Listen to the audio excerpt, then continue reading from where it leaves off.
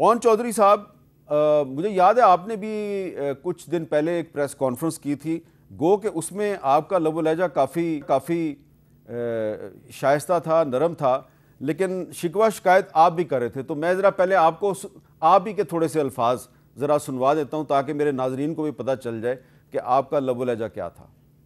معزز عدلیہ کو یہ ریکویسٹ کروں گا، لوور جوڈیشری کے لوگوں کے بھی تحفظات کو دور کریں، ان کو بھی انصاف دلائیں. تو کہتے ہیں کہ ہمیں تھریٹننگ کالز آتی ہیں سینئروں سے. ایک ایسا کیس آتا ہے کہ آپ ان کو 3 دن میں ضمانتیں بھی دیتے ہیں، ان کو ویڈیو لنک بھی لاتے ہیں، تو 1000 لوگ بیٹھے ہیں جیلوں میں. وہ غریب رشید بیٹھا ہے، وہ ہمارا ملازم ہے گاؤں کا، وہ 7 سال سے اندر ہے، اس کو انصاف نہیں ملتا. کیا وہ کیوں نہیں اپنے بچوں کو ویڈیو لنک پہ دیکھ سکتا ہے؟ وہ کون سی کالی بھیڑیں ہیں جو اس تکرار میں اپنا فائدہ اٹھانا چاہتی ہیں؟ میں گزارش کرتا ہوں اپنی اعلیٰ عدلیہ سے کہ آپ ان عناصر کو بالکل سامنے ان کو لے کے آئیں.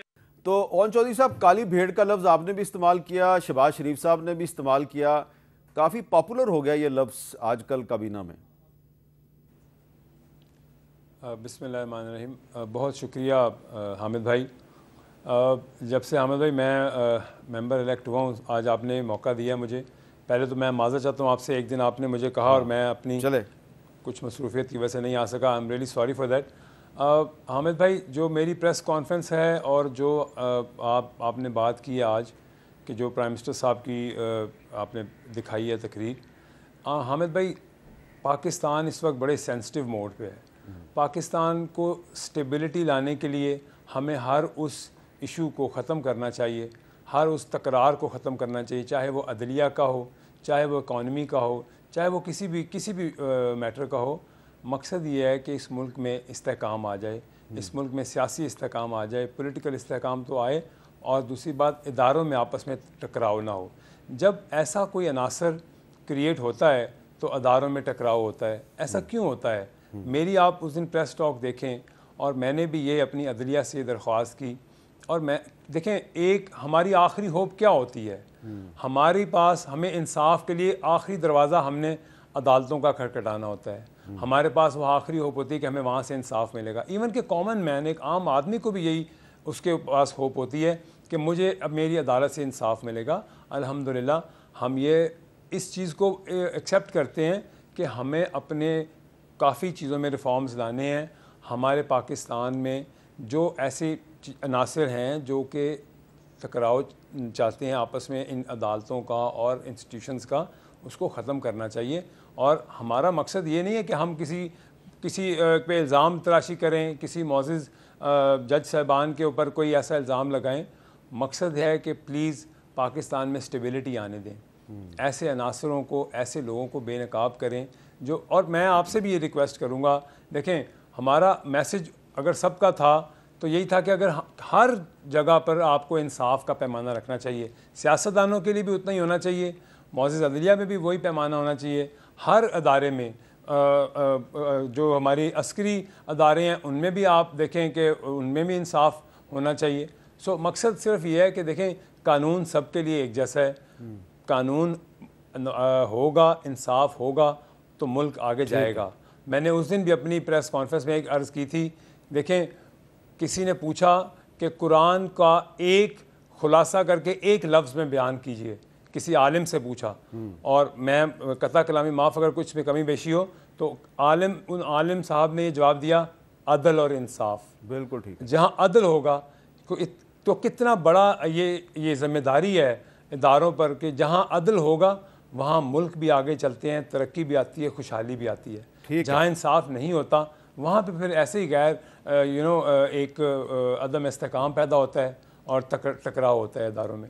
اچھا عاطف خان صاحب، جب ہم بات کرتے ہیں کہ موجودہ حکومت کے کچھ اہم لوگ جو ہیں وہ عدلیہ کے بارے میں بڑی سخت زبان استعمال کر رہے ہیں، تو ہمیں یاد دلایا جاتا ہے کہ جب تحریک انصاف کی حکومت تھی تو وہ بھی اس وقت جوڈیشری کے بارے میں اس کا بھی یہی رویہ تھا. اور ابھی بھی تحریک انصاف جن ججز سے خوش نہیں ہے تو وہ ان کی بھی کریکٹر اسیسینیشن کرتی ہے، جس میں کہ چیف جسٹس قاضی فائز عیسیٰ صاحب کا بھی حوالہ دیا جاتا ہے.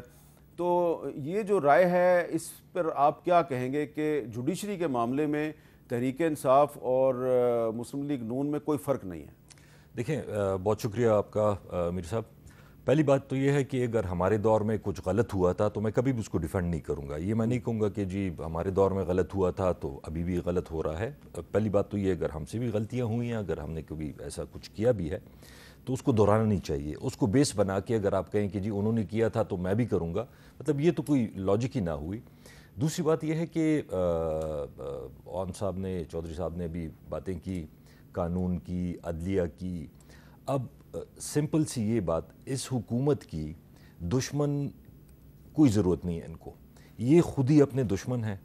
جب 16 مہینے کی حکومت تھی اس وقت بھی آپ نے دیکھا نیشنل اسمبلی میں جو تقریریں ہوتی تھیں عدلیہ کے بارے میں, اور پھر اب دوبارہ سے جب یہ حکومت بنی ہے اس میں آپ دیکھ لیں جوڈیشری کا, ہم بھی کہتے ہیں کہ عدلیہ آزاد ہو, فیصلے کرے, انصاف ہو, عام آدمی کے لیے بھی, سیاستدان کے لیے بھی, ہر ایک کے لیے.